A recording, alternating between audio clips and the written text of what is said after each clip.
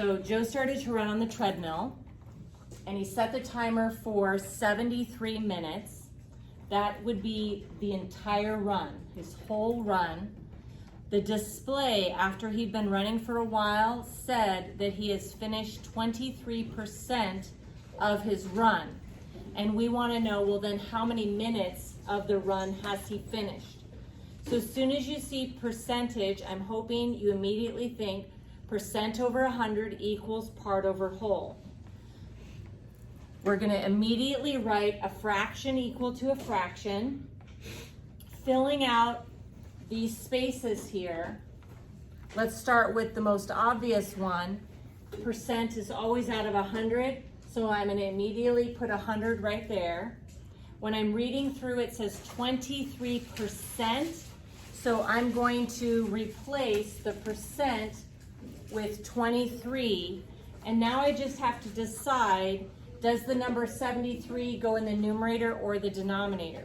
73 is all of his run, so that is the whole. So I'm going to put the 73 in the denominator, and we want to know the part of the run out of 73. I don't know how many minutes that is, so the part I'm going to call P. Now I'm ready to cross multiply then divide. You always multiply the numbers that are diagonal, so 73 and 23, and then divide by the number that's diagonal to the unknown letter, so divide by 100. So if you grab your calculator and take 23 times 73, and then divide that by 100, you're going to end up getting 17.79. In this particular problem, it asked to round to the 10th. 10th is one place value, so that 9 is going to make that 7 and 8, so I'm going to end up with 17.8 minutes. Okay, to restate that, 23% of a 73-minute run is 17.8 minutes that have gone by.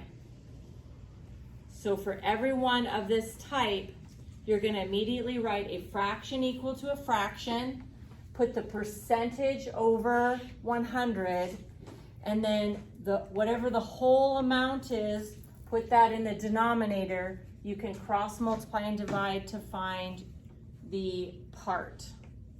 Sometimes you guys do this on homework assignments where you realize, oh, I really want to make sure I get at least a B- on something. Then you could say 80%, 80 over 100, and if the assignment was worth 20, then you could put 20 right here. So 80% over 100 equals some unknown number over 20. Cross multiply and divide, and you would know how many you need to get on that assignment to at least get a B-.